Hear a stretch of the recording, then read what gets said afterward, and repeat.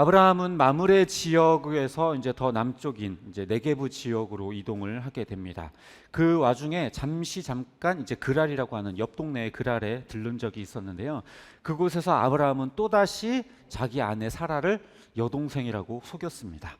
그래서 그랄 땅의 왕 이 아비멜렉이 자기 아내로 삼고자 사라를 데리고 왔습니다. 이집트에 들어갈 때만 하더라도 그때 사라의 나이는 한 64세 가량 됐었거든요. 그런데 지금은요, 나이가 무려 90 가까운 나이에요. 90. 90은 64세 때는 그래도 어느 정도 좀 이해가 되는데요. 90 가까운 쭈그랑 할머니가 뭐 이쁘다고 아내로 삼으려고 했는지 아비멜렉의 이 눈높이를 도저히 이해할 수가 없습니다. 그런 할머니를 데리고 어쨌든 왔는데 이제 아비멜렉은 저 순수한 마음으로 사라를 아내를 삼고자 했는데 하나님께서 꿈에 나타나셔서 너 이제 내가 죽여버릴 거야 이렇게 협박을 하는 거예요, 꿈에서. 그래서 아니 나는 무슨 잘못이 있습니까? 난 순수한 마음으로 이렇게 했는데 왜 나한테 이렇게 하십니까? 라고 이야기를 하니까 하나님께서 말씀하시기를 그 여인은 남편이 있는 사람이다. 그러니까 돌려보내라. 안 그러면 너 죽을지도 모른다. 그리고 그 남편은 예언자다. 그 사람이 너를 위해서 기도한다면 너가 살게 되겠고 그렇지 않다면 너는 죽게 될 거다. 이렇게 이야기를 하죠. 그래서 이 아비멜렉은요, 꿈에서 깬 다음에 아침 일찍 아브라함을 불러다가 다그치기 시작했어요. 왜 너 나한테 이렇게 했냐? 하나님이 꿈에서 나한테 이렇게 이야기했다. 너 때문에 우리 민족이 다 죽을 뻔했다. 왜 그랬냐? 이렇게 다그치니까 아브라함이 변명을 하기를 이 땅은 하나님을 섬기지 않기 때문에 나를 죽일까 하여서 내가 이렇게 했습니다. 그리고 실제로 사라는 내 이복 여동생이기도 합니다. 이렇게 되도 않는 거짓말, 변명을 하게 되죠. 그러자 이제 아비멜렉은 이 하나님한테서 죽지 않기 위해서 아브라함에게 천세겔이라고 하는 은천세겔이라고 하는 돈을 그에게 보냈습니다.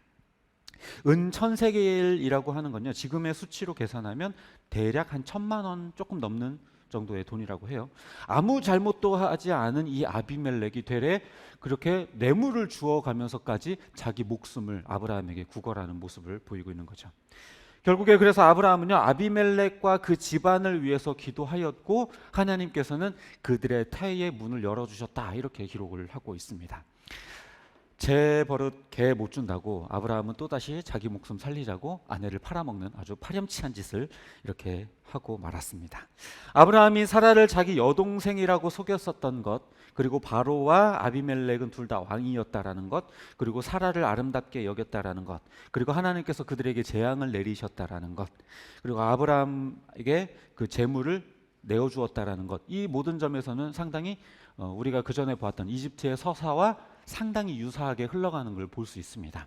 다만 다른 부분이 있다면요, 이 아비멜렉의 다그침에 대한 아브라함의 반응이 조금 달라요. 그리고 그 이후에 아비멜렉을 향해서 기도하는 장면이 등장하는 것도 다른 면이라고 말할 수 있을 것 같습니다.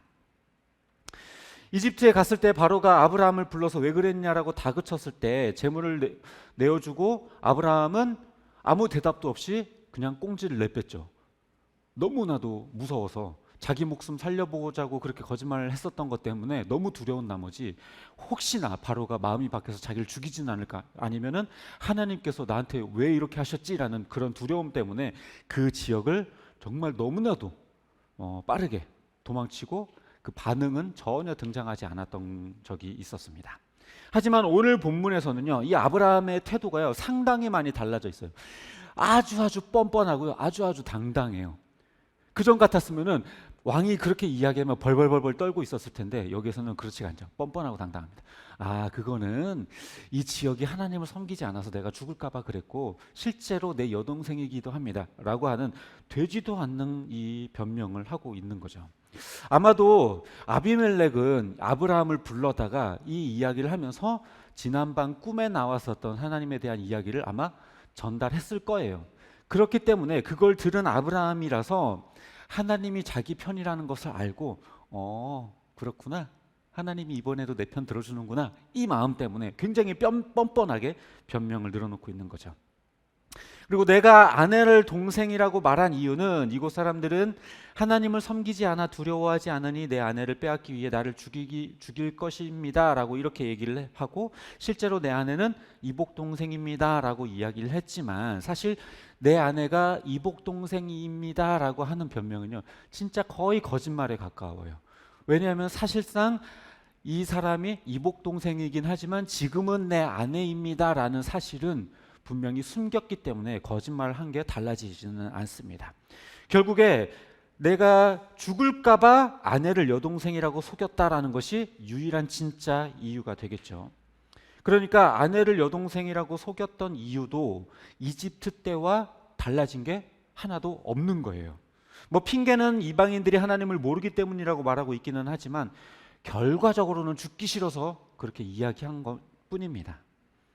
그러니까 이 아내를 여동생이라고 속인 건 분명 전과 똑같은 서사인데, 달라진 게 있다면 아브라함의 태도의 면이 좀 있는 거죠.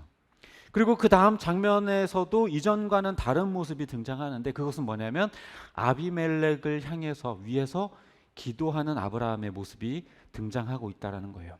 이집트 때는요 재물을 받고 내빼기 바빴어요. 혹시나 보복을 당할까 두려웠겠죠. 그런데요 이 그랄에서는 오히려 아비멜렉을 위해서 기도해주고 있어요.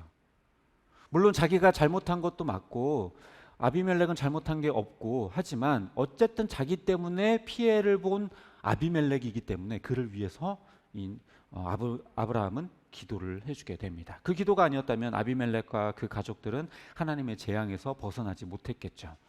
자, 정리를 해보자면요, 아브라함이 사라를 여동생이라고 두 번째 속였었던 이 사건은 이집트 사건과 매우 유사하면서도 다른 점이 존재하는 것을 볼 수 있어요. 이 다른 점은 아브라함의 반응이죠. 그럼 도대체 아브라함의 반응은 왜 이랬는가? 아브라함은 왜 이렇게나 뻔뻔하고 당당한 태도를 보였는가? 그것은 바로 하나님의 적극적인 개입이 있었기 때문에 그렇습니다. 어떤 이유를 들이대든요, 아내를 여동생이라고 속인 것은 분명 죄였고 잘못이었어요. 하지만 하나님께서는요 이 아브라함의 죄를 묻지 않으시죠. 그리고 아비멜렉의 앞에서도 아브라함의 잘못에 대해서는 지적하지 않고 계세요. 그러면서 아비멜렉의 죄에 대해서만 오히려 지적하고 있죠. 그래서 따지고 보면 아비멜렉이 잘못을 저지른 건 아니에요. 그럼에도 불구하고 하나님께서는 막으시면서, 그러니까 내가 지금 막고자 하는 것이다. 그러니까 돌려보내라. 안 그러면 내가 너 죽여버리겠다. 이렇게 이야기를 하고 있습니다. 뿐만 아니라 하나님께서는 아비멜렉의 꿈에 나타나셔서 아브라함을 뭐라고 소개하고 있냐면 예언자로 소개하고 있죠. 예언자이기 때문에 그가 기도하면 너희가 낫게 될 것이고 기도하지 않으면 너희가 낫지 않게 될 것이다. 이렇게 얘기를 하고 있어요. 마치 그 재앙을 걷어내는 사람이 하나님이 아니라 아브라함인 것처럼 하나님께서 그렇게 말씀하고 계신 거죠. 따지고 보면 이 아브라함의 죄라고 하는 것은요 하나님이 다스릴 일이지 아비멜렉이 옳고 그름을 따질 일은 아니라고 하나님은 지적하고 있는 거예요. 만약에요 하나님이 공의로만 따진다면 아비멜렉은 내버려 두시고 아브라함을 질책하셔야 맞죠. 분명히 잘못한 것은 아브라함이니까 아브라함을 혼내고 아비멜렉은 막으면서 그래 내가 다 안다. 아브라함이 잘못했어. 미안해. 그러니까 이제 돌려보내. 내가 아브라함은 따끔하게 혼내마. 이렇게 하는 게 정상인데 오늘 본문은 그렇지가 않아요. 분명히 아브라함이 잘못했는데 아브라함에 대해서는 한마디, 그 죄에 대해서 한마디 언급하시지 않아요. 다만 아비멜렉에 대해서 너 안 돌려보내면 내가 너 죽여버릴 거야. 이렇게 이야기를 하고 있는 거죠. 뭔가 이건 합당하지 않고 공의롭지 못하다고 느껴져요. 그런데요 사실 이게 진짜 하나님의 공의예요. 예? 하나님의 공의가 이렇게 삐뚤어져 있다고? 라고 생각하겠지만 하나님은 하나님을 믿는 하나님의 백성을 지키고 보호하시기 위해서 그 공의를 발동하시는 거예요. 이게 공정하지 않은 것 같지만 사실 하나님 입장에서는요 가장 공정한 기준이에요. 물론 이 사건만 볼 때는 분명히 아브라함이 잘못한 게 맞아요. 그러나 인간의 인생 전체를 볼 때에도 그럴까요? 아비멜렉과 아브라함의 인생 전체를 들여다볼 때도 과연 그럴까요? 과연 아브라함이 더 잘못했을까요? 그렇지 않을 겁니다. 그리고요 게다가 죄로 따지자면요 이 세상 가운데 살아남을 존재는 단 한 명도 없어요. 하나님의 기준에 따라서 의에 합당한 사람은요, 단 한 사람도 없어요. 그 기준을 가지고 본다면. 하지만 감히 하나님을 믿지도 않는 너희가 내 백성인 아브라함을 감히 지적해? 감히 괴롭혀? 절대 안 돼. 그럴 수 없어. 내 백성은 내가 지켜. 내 백성의 죄는 내가 알아서 할 거야. 그러니까 너는 입 다물어. 이게 바로 하나님의 공의예요. 어떠세요? 마음에 드시나요? 마음에 안 드세요? 이런 하나님이 싫은가요? 하나님이 보실 때 의로운 자라고 하는 건요, 죄를 하나도 안 짓는 사람이 아니라 하나님을 믿고 신뢰하는 사람이에요. 하나님 앞에 하나님을 믿지 않는 죄만큼 더 큰 게 있을까요? 그것보다 더 큰 죄는 없어요. 정말 의로우려면요, 과거로부터 지금까지 단 하나의 죄도 짓지 않아야 하는데 그런 사람이 어떻게 존재할 수 있어요? 아무도 없어요. 하나님은요, 아브라함이 죄가 없어서 그를 선택한 게 아니었어요. 죄가 있고 분명히 실수하고 분명히 모자란 점이 있지만 그럼에도 불구하고 하나님께서 택하여 부르셔서 이스라엘이라고 하는 민족으로 세우셨던 거예요. 왜? 몰라요.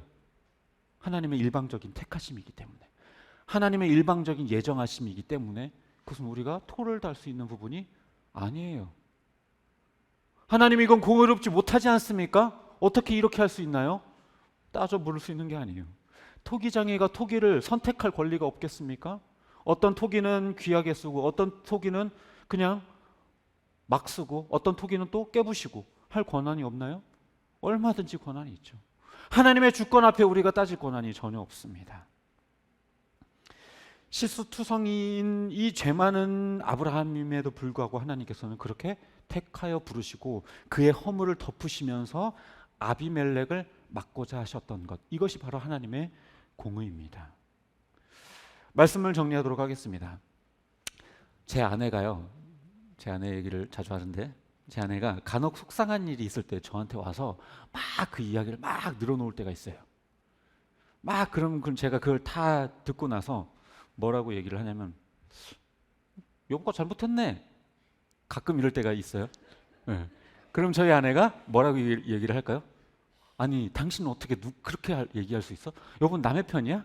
내 편 아니야? 내가 잘못했더라도 내 편 들어줘야 되는 거 아니야? 이렇게 얘기를 해요. 뭐가 맞아요? 제가 맞아요? 우리 아내가 맞아요? 네, 사모님이 맞아요.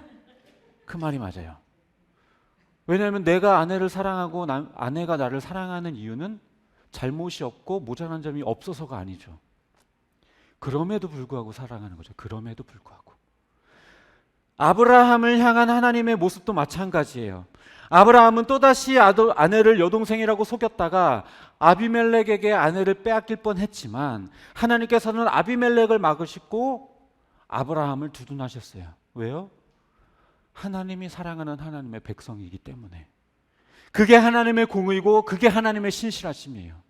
근데 그 하나님의 공의와 신실하심이 지금도 우리를 향해서도 또 마찬가지예요. 하나님은 우리가 죄를 짓지 않아서 우리를 사랑하신 것도 아니고요, 세상 사람들보다 뭔가 더 나아서 우리를 택하신 것도 아니에요. 그저 택하여 부르시고 하나님의 주권대로 우리를 백성 삼으신 거예요. 여전히 죄투성이의 못난 모습들 뿐이지만 그럼에도 불구하고 우리를 택하신 하나님이 우리를 사랑하여 주시고 그저 보호하여 주시는 것입니다. 우리가 불의한 자를 사랑하여 주시는 하나님의 모습을 보면서 이해할 수 없다라고 말하지만 사실 그건 다른 사람이 아니라 우리예요. 우리가 다른 사람들 제3자의 사건을 보면서 네가 잘못했네. 아유, 그러니까 네가 잘못했네. 이렇게 얘기를 하겠지만 우리가 그 당사자가 되면 어때요? 내가 잘못했든 안 했든 그저 이해하고 용납해 주기를 바라죠. 왜요? 그게 공의롭고 정의로운 건가요? 전혀 공의롭지 못하고 정의롭지 못하지만 왜요? 사랑이 정의를 이기기 때문에. 우리를 향하신 하나님의 그 공의가, 우리를 향하신 하나님의 그 사랑이 우리들의 허물을 덮고 우리들의 죄를 덮어 주시는 겁니다. 하나님의 사랑은요, 사실 이해할 수 있는 게 아니에요. 도무지 왜 우리 같은 자들을 사랑하여 주시는가 생각해 보면 우리는 답을 얻을 수가 없어요. 어떻게 나 같은 자가, 어떻게 여러분 같은 사람을, 저와 여러분 같은 이런 쓰레기 같은 존재들을 어떻게 사랑하여 주시고 어떻게 택하여 불러주셨을까요? 그게 하나님의 공의로우심이에요. 죄를 저지른 아브라함이 아니라 죄가 전혀 없었던 것 같은 아비멜렉을 꾸짖으시고 자기 백성인 아브라함을 선지자로 세워서 그의 기도로 세상을 움직이시는 것, 그게 하나님의 방식입니다. 저와 여러분 여전히 죄가 많지만 그럼에도 불구하고 하나님께서 들으시는 기도는 우리의 기도예요. 죄 없이 정말 착하게 사는 것 같은 세상 사람들의 어떤 바람이나 소망을 따라 하나님이 움직이시는 것이 아니라 죄 많고 여전히 허물이 많지만 그럼에도 불구하고 우리를 교회로 부르시고 우리의 기도를 통해 세상을 움직이고자 하시는 것, 그것이 바로 하나님의 정의고 하나님의 공의인 것입니다. 사랑은 허다한 죄를 덮습니다. 편파적으로 보이지만 우리를 향한 하나님의 사랑은요, 그 어떤 정의로보다 공의롭습니다. 바라기는 우리를 향한 하나님의 그 편파적인 사랑을 바라보며 그 신실하심을 신뢰하는 저와 여러분이 되시기를 주님의 이름으로 축복합니다.